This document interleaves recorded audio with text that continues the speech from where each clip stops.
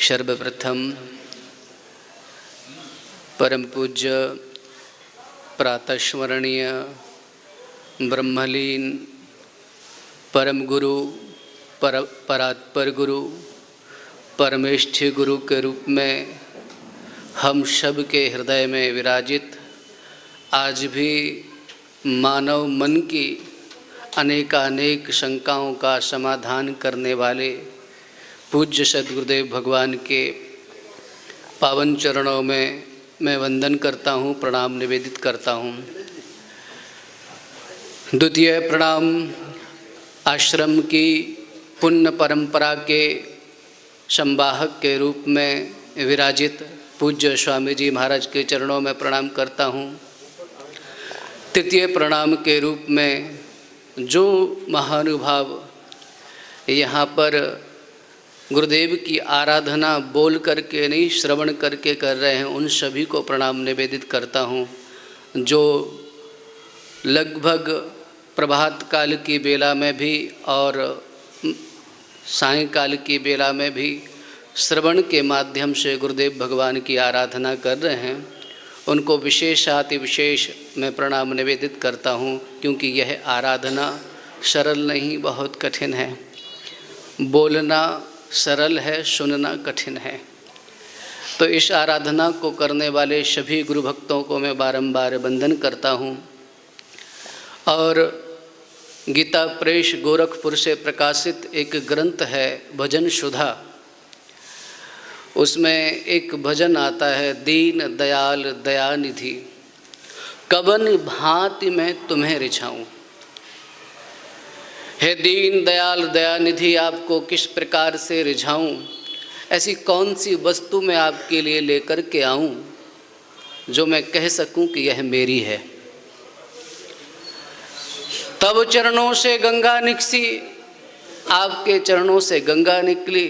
अगर मैं गंगा जल लेकर के आऊं तो वह भी आपका है। मैं फूल पत्र दूर्बा अंकुर रोली चंदन कुमकुम कुछ भी लेकर के आऊं, ऐसी कोई वस्तु मेरे पास नहीं है, ऐसा कोई पदार्थ मेरे पास नहीं है जिससे मैं आपकी सेवा करूं, मैं आपकी पूजा करूं। आज आराध्य की आराधना के अवसर पर यही बात मेरे मन में आ रही है कि ऐसी कौन सी पंक्ति, ऐसा कौन सा श्लोक, ऐसा कौन सा भाव मैं लेकर के आऊं जो मैंने संतों से सुना नहीं, महाराज श्री के ग्रंथों में पढ़ा नहीं। जो कुछ सुना समझा जाना वह सब यहीं का प्रसाद है। तो उसी प्रसाद के माध्यम से उनकी आराधना करने का प्रयत्न करूँगा। त्वदीयम वस्तु गोविंद तुभ्यमेव समर्पये की भावना को हृदय में रख करके महाराज श्री के आराधना के अवसर पर एक छोटी सी कथा, लघु कथा आप सबके सामने मैं रखता हूँ, जिस कथा के माध्यम से आपको यह ज्ञात होगा कि परमात्मा कैसे सत्पुरुषों के अधीन रहते हैं। आज प्रभात काल की बेला में ही एक पूज्य श्री का ग्रंथ पढ़ रहा था जिसका नाम है आनंद बिंदु। आनंद बिंदु नामक ग्रंथ में पूज्य महाराज श्री ने एक कांची में एक मंदिर है भगवान नारायण का, उस मंदिर के विषय में बताया है, जिस मंदिर का नाम है यथोक्तकारी भगवान। यथोक्तकारी, जैसी उनको आज्ञा मिलती है वैसा करते, इसलिए उनका नाम यथोक्तकारी भगवान है। कांची की ये घटना है, एक राजा के यहाँ मंदिर है और उस मंदिर में पुजारी हैं। पुजारी नित्य प्रति मंदिर की सेवा करते हैं, श्री ठाकुर जी की अभ्यर्चना करते हैं, वंदना करते हैं, उपासना करते हैं, बड़ी भावना से भर कर के उनकी उपासना करते हैं। राजा को पुजारी जी की कोई त्रुटि दिखाई देती है तो राजा कहते हैं कि तुम अब हमारे राज्य से निकल करके जाओ। संयोग से पुजारी महात्मा का सेवक है और जैसे ही पुजारी को ये बात ज्ञात होती है कि मुझे निकाला जा रहा, तो वो महात्मा जी के पास जाकर के निवेदन करता है, गुरु महाराज अब मैं तो यहाँ से जा रहा हूँ, आपकी क्या आज्ञा है। तो महात्मा ने कहा जब मैं उठता हूँ तो तू जल ले करके आता है, मेरी सेवा करता है, जो जो मैं आज्ञा देता हूँ मेरी आज्ञा का पालन करता है।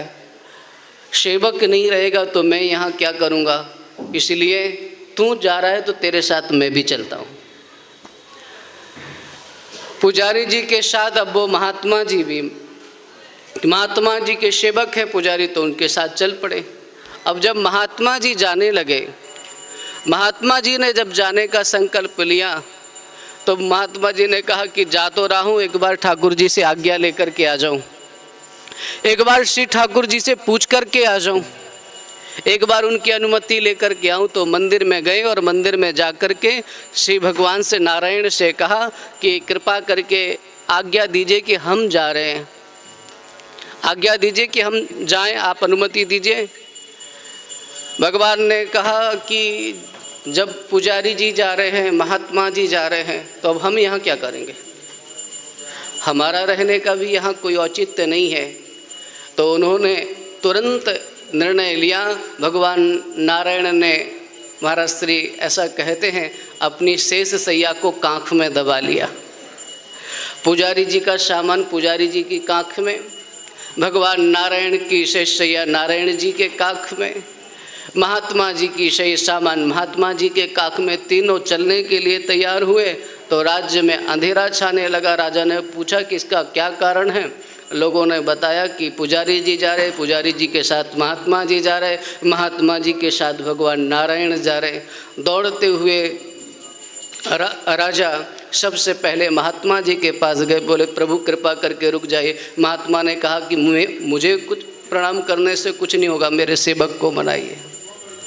तो वो सेवक के पास गए, पुजारी जी को मनाया। जब पुजारी जी को मनाया तो महात्मा जी मान गए, और महात्मा जी मान गए तो भगवान नारायण भी मान गए। आज भी कांची में जब जो मंदिर है उसमें शेष भगवान का जो सिर है वो भगवान के सिर पर ना होकर के पीछे मुड़ा हुआ है। तो किस प्रकार से परमात्मा महात्मा के अधीन है।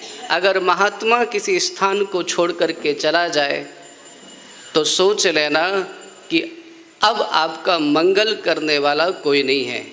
इस कथा को सुनाने का मूल भाव मेरा यह है कि घर में कोई वयोवृद्ध संत है वो छोड़ करके आपको न जाए, परिवार में कोई संत है तो वो छोड़ करके आपको नहीं जाए।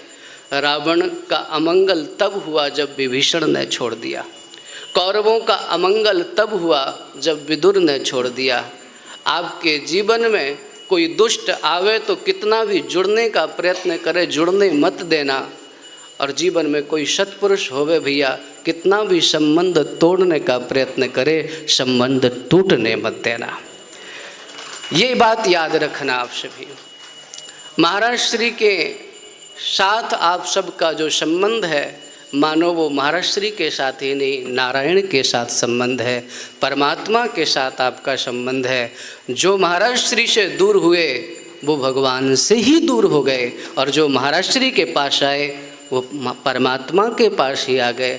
इसी भावना के साथ, इसी भावांजलि के साथ मैं अपने वाक्य पुष्प महाराज जी के श्री चरणों में निवेदित करते हुए वाणी को विराम देता हूँ। आप सभी को प्रणाम करता हूँ। जय श्री कृष्ण, जय श्री राधे।